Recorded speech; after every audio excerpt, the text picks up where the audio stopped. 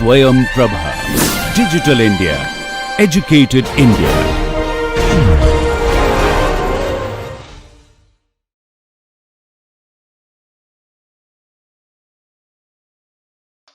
So let us start the class today. If you remember, till last class we discussed how to set up the equation of motion for a single degree of freedom system. Okay, so we discussed and we derived actually in the last tutorial as well how to set up equation of motion for a single degree of freedom system. And a general form of equation we wrote as inertial force, sum of the inertial force plus damping force plus the stiffness force should be equal to the applied force. And we said that if it's a linear system, then I can write it as Cu dot plus Ku, and that should be equal to P of T. So this was the general equation of motion. Okay, now depending upon certain characteristic of this equation of motion, we are going to study some specialized cases. Okay, and the specialized cases would be basically depend on what is the value of damping and what is the value of the applied force. Okay, so for these cases, we'll see depending upon what are those values, there would be different treatment of the mathematical formulation. So our next goal is that we'll go through from a simpler system. So this is the general system. From a simpler system, then going on to a full-fledged system. Okay, and then solving these equation of motion, obtaining the response, interpreting the results, seeing some of the application of those results. Okay, and they basically getting a feel of the physical, the physical explanation of the dynamics of the system. Okay, so let me first write down. So we had the general equation of motion. Okay. General equation of motion, I'm going to draw a tree diagram. Okay. If my force applied, okay, so if my PT is 0, then I will have something known as free vibration. So free vibration means my PT is equal to 0. Okay. And then I can have similarly forced vibration in which my PT would not be equal to 0. Okay. So in this case, my PT won't be equal to 0. Okay. Now under free vibration, depending upon whether my system is damped or whether it is undamped, again I will have undamped free vibration. So in this case, my damping would be 0. Or I could have damped free vibration. Okay, so that my damping is not equal to 0. Okay, so as you can see, we divide based on the characteristic of the PT or the applied force. Okay, and then we divided based on what is the damping of these systems. Okay, now under forced vibration, I could have different type of forcing functions as well, right? So the how we represent the PT also decides what kind of motion I would have. So I could have, let us say, harmonic motion, or let us say periodic. That is one type of excitation, okay, in which my applied force can be represented as sine or cos function. Okay, now second could be non-harmonic, okay, or I will call it non-periodic. Okay, so let us say it would be sine, cos, that type of excitation. Non-periodic, I can have one of the things that we discussed in the very first class, systems like, or the loadings like step force. Okay, I could have ramp loading, I could have pulse loading. So I could have sine pulse or different kind of pulses. So, and those are just representation or simplification of the actual loading a system might experience in real life. Okay, as I stated in the last class, if you're driving over a pothole, that is basically like, you know, pulse loading on the car that you're driving, okay, in the vertical direction. If you are, let us say, applying a load very slowly, that can be represented using a ramp loading. Okay, so those loadings are basically representation of the actual loading that a system might experience. Okay, and then their third could be, it could neither be like, you know, a sine cos or a step loading. It could be a random excitation. Random excitation means something that cannot be represented with a mathematical function, or which has like an inherent degree of randomness. And like, you know, there are different like, you know, definitions actually used to define randomness of a function. Okay, but remember, if I consider this case undamped or damped free vibration or harmonic or non-periodic, for most of these cases, I would be able to solve the equation of motion, okay, using analytical tools or mathematical equation and get a closed form solution. Okay, so get a closed form analytical solution for most of these cases. Okay, so for all these cases, I would be able to get closed form analytical solution ut as some function of, let us say, t. Okay. However, for random excitation, it is not possible to obtain the closed form solution. So example of random excitation is basically a seismic excitation or an earthquake excitation. Okay. Or there is also wind is also like, you know, it's a random excitation. Okay. So this type of random excitation cannot be solved using the methods that we will discuss here, analytical solution, and it will require something that is called numerical solution. And one of the chapters later, we are going to study how we solve something numerically. So, and even analytical solutions that we obtain here could be obtained numerically. But like, you know, if we have analytical solution, it is much more computationally efficient. Okay, and it gives us a better feel or interpretation of the results. Okay, but for seismic excitation, we cannot obtain the closed form solution. So one of the chapters we are going to see how to obtain the solution numerically and how to utilize that to get the seismic response of a system. Okay, so this would be solved using numerical solution. Okay, now although I'm saying that for many cases, like, you know, you would have a harmonic or periodic excitation or non-periodic excitation, but if you guys have studied Fourier transformation, okay, you know that any function, okay, any function can be represented as a sum of sine and cos function. Okay, so even a seismic function, but like, you know, that would be infinite series of a sine and cos function. Okay, so that can be represented. So even when we study harmonic and periodic, it is not that we are studying in randomly. Of course, there are practical application of harmonic excitation, such as machine foundation or something that is rotating at a constant frequency, okay, and amplitude. Now, that knowledge that we gain in harmonic and periodic can be extended to random excitation as well, because typically in reality, loads are for a structural engineer, you know, seismic is one of the most important loads. Wind is important, another kind of important load, and then impact and blast. Okay.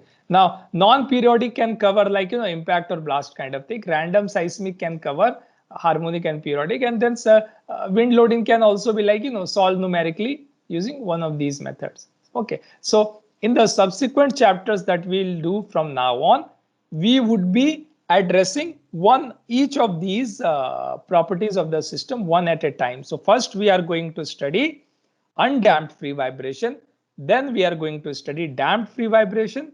Okay, now once our free vibration part is done, we are going to get into forced vibration, and then we are going to solve the system for harmonic or periodic excitation, then non-periodic excitation, and then finally the random excitation for seismic. Okay. All right. Now, once that is out of way, today what we are going to do, we are going to study free vibration. Okay. So as I previously said, free vibration means there is no applied force. Okay, so the external force is 0 on the system. Okay, now if that is the case, let us see how does my equation of motion look like for the free vibration. So I will write it as, and because my external applied force is 0, this is equal to 0. Okay, now under free vibration, first we are going to look at system which are undamped. So we are going to see undamped free vibration. Okay, so we are going to see look at undamped free vibration, which means my damping is equal to 0. So the equation that I get for undamped free vibration is this. Okay, now what type of differential equation is this? This is a linear second order homogeneous differential equation. Okay, so differential equation for a free vibration is a linear second order homogeneous equation. Okay, let us see what of these terms mean, although you might already know that from your differential equation class or calculus class. Linear means that all the differential of the parameter, the independent parameter, does not have any power to it. Okay, so the maximum power is actually 1. Okay, so u double dot has power of 1, u has power of 1. Okay, so it is not u double dot power square. So it means linear.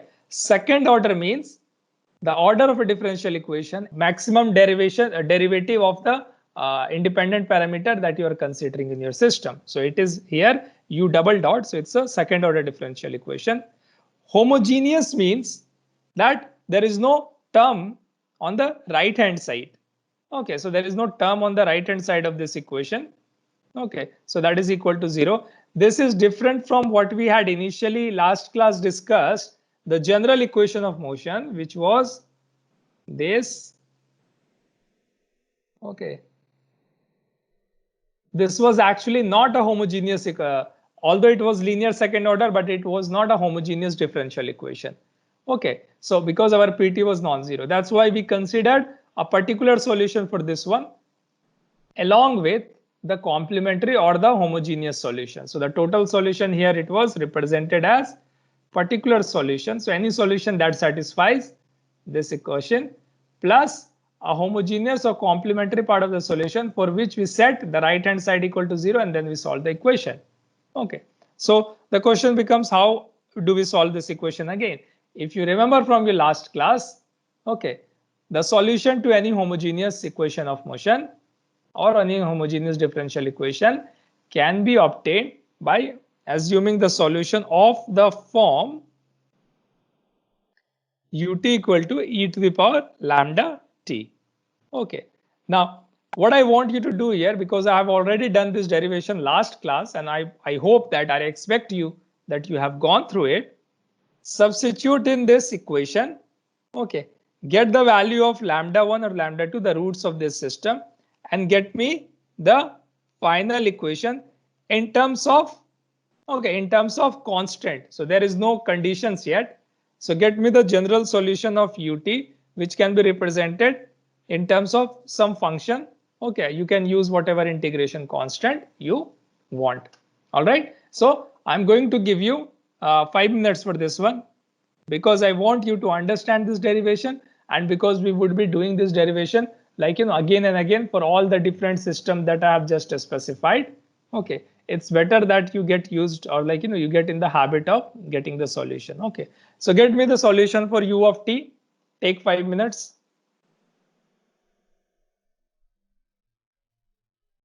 So Dhanashree here. Yeah, Dhanashree. So equation will be u0 cos omega n t plus u dot 0 divided by omega n sin omega t. Yeah, correct. Okay, so as I said, you need to make, to solve this differential homogeneous differential equation, you need to use this substitution here. So if I substitute it here, I'll get m, or let me lambda square m e to the power lambda t plus k e to the power lambda t. Okay, and then I can take e to the power lambda t outside and I will have this equal to 0. Now the exponential term would not be 0. It won't give you any real solution. Okay, any feasible solution I mean. Okay, what would be 0 is actually what you have inside this bracket. So if I equate it to 0, what do I get as lambda plus minus under root minus k by m. Okay, and if I write it in terms of complex number, this would be omega n, where omega n is under root k by m. Okay, and we are going to come back to this. What is the physical significance of this omega n, this parameter that we have here? Okay, so I have two roots here, lambda 1 and lambda 2, and I know that if I get a 2 root for this equation, okay, the general solution can be represented as a linear combination of both solution. Okay, so what I'm saying, it can be represented as linear combination of both solution here, lambda 1 and lambda 2. Okay, remember that this is lambda 1 and 2. Okay. All right, so if I substitute it here, I would get as, now if you remember last class or from your complex number, we said that e to the power ix is nothing but cos x plus I of sin x, and e to the power minus x is equal to cos x minus I sin x. Okay, so if I substitute it here, remember that my x is nothing but omega n t. So if I substitute here, rearrange the term, I get as a plus b cos of omega n t plus I a minus b sine of omega n t. Okay, and as I said, this can be represented as another constant. Okay, so I will write it as c cos omega n t plus d sine omega n t. Okay, now this is the general solution of the equation or the free vibration motion that I've given. Now I've told you that in a free vibration there is no external force as such, so Pt is equal to 0. So the question becomes, how do we get the free vibration, right? How or what initiates the free vibration, because external force is 0, so there is no force acting during the motion of the system. Okay, so how do we start free vibration? It is by providing initial conditions. Okay, so we start free vibration by providing something called initial condition, which we provide in terms of u of 0 or u dot 0. Okay, so we can provide these initial conditions to start the free vibration of a system. Okay, and you can substitute this in this equation here. You will need to differentiate it once to utilize this u dot 0. Okay, and so let us say u0 is equal to, if I substitute at t equal to 0, I will get this as c plus d times 0. So my c is u of 0. And if I differentiate it and substitute it, I will get at u dot 0, okay, minus c omega n times 0, okay, plus d omega n times cos of omega n t, which would be 1 at t equal to 0. Okay, so d I get as u dot of 0 by omega n. So your equation of motion for a free vibration with initial condition u0 and u dot 0, if you substitute the value of c and d, you will get as u0 cos omega n t plus u dot 0 sine omega n t. Okay, so this is the equation of motion for undamped free vibration. Okay, now the typical examples of free vibration you can look at in real life. Okay, so let us say you take a pendulum, okay, and you rotate it by initial, remember I'm talking about displacement, but whenever I'm talking about displacement I also mean rotation. Okay, that's the same equation. If I have to write it in terms of theta, it would be theta of t equal to theta of 0 equal cos omega nt plus theta dot 0 divided by omega n sin omega nt. Okay, so one example would be you take a pendulum bob, you give it an initial rotation of theta naught, and then you release it and let it vibrate. Okay, or you pull something, right? So you slowly pull a structure or something back, okay, and then suddenly you release it. So it would be again giving an initial displacement. Now, how about initial velocity? How do we provide initial velocity to a system? Let me say I take a hammer, okay, and then I hit something with that hammer. What happens? When I hit something with a hammer, hammer transmits a large amount of force for a very short duration of time. Okay, now when you apply a force, a large force, very short duration of time, it is something what is called impulse. Okay, and we'll look at into impulse in a later chapter. But basically, because the time duration of contact is so small, the structure does not have time to respond or deform. However, it would impart itself an initial velocity. Okay, so when you have suddenly, very suddenly struck force, the structure, because it is applied for a very, because remember, to apply a deformation, structure need to react during the application of force, right? That's how it will have initial condition. If structure is reacting after t plus delta t, then it is not exactly an initial condition, is it? We want at t equal to 0. Now at t equal to 0, only if the time duration of a large force is very small, then it imparts an initial velocity without imparting initial displacement to a system. Okay, so although I gave an example of a hammer, it could be like, a vehicle hitting a column of a, so a vehicle moving at a very high speed hitting the column of an underbridge. Okay, so that would be something applying a very large force for a very short duration of time. Okay, and it would impart initial velocity. Of course, in reality, these terms are not absolute.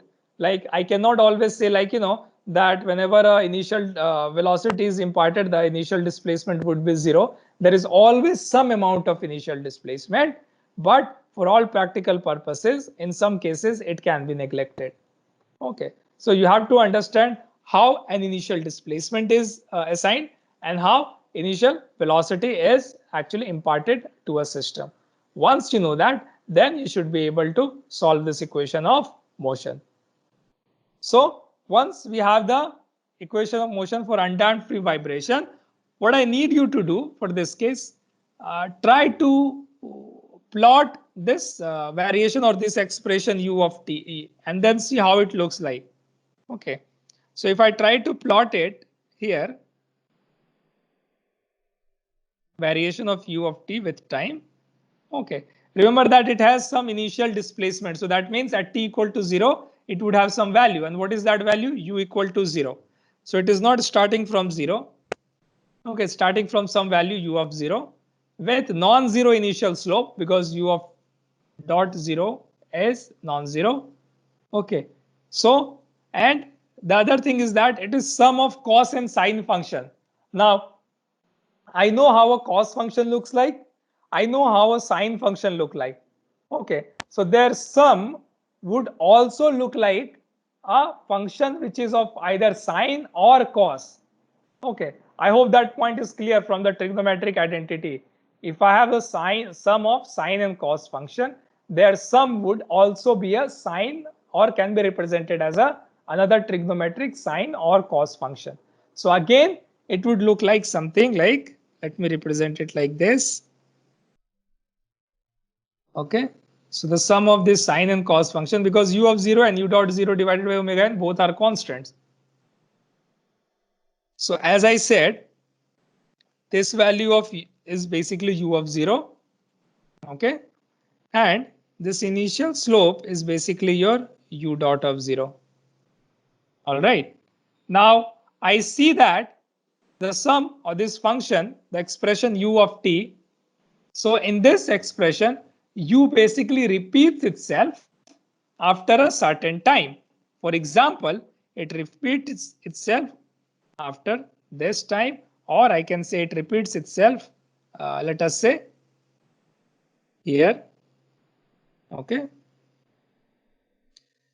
Okay, let us say this repetition time is represented by T of n. Okay, now what I can do, I can find that T of n from here, and I will see that this T of n, this function, it repeats itself after a T of n, which is 2 pi by omega by n. And how do I prove that? Well, you can substitute u of t. Okay, and you can substitute u of t equal to t plus 2 pi by omega n. Okay, and I could have just directly told you, like, from your calculus, that if you have two trigonometric function, even if the argument is not same, what I mean that if it's a cos A plus cos B, okay, you can still find out that what would be the period of cos A and B combined together. Okay, it would always be the common denominator or the common repetition or the period of the both system. Okay, so if you do this, you will see that the function repeats itself after a time 2 pi by omega n. This Tn here, after which the function repeats itself, is called the natural time period of the system. Okay, so it is called natural time period of the system, or also natural time period of, okay, so natural time period of the system to complete one cycle of oscillation. It is called represented by the parameter Tn. Okay, and of course the unit here is second. As I said, Tn is represented as 2 pi by omega n. Okay, I hope that is clear to you. Now, omega n, the parameter that I said I'm going to describe here, omega n, this is the physical significance that 2 pi by omega n is actually provides the time period of the vibration or time required to complete one cycle of motion for a harmonic response. Okay, omega n is called frequency. Okay, it is called natural circular frequency, and the unit is radians per second. So this is basically the number or the angle that is traversed in the circular motion during 1 second of time. Okay, and then there is another parameter which we represent as Fn, which is called natural cyclic frequency or the cyclic frequency of the system. Okay, and the unit of natural cyclic frequency is cycles per second, or also called CPS in short. Okay, but many times you will see hertz as being used as the unit of the natural cyclic frequency. So both of these can be used to represent the frequency of the system. You need to be careful. Like, I would just like to warn you at this point of time. Many times in the problem, it would say like, frequency. Now you don't know which frequency are they talking about. So that you'll have to deduce from the units that is being provided or the other information that is being provided. If they explicitly mention it is a circular frequency or the cyclic frequency, then there should not be any problem. Okay,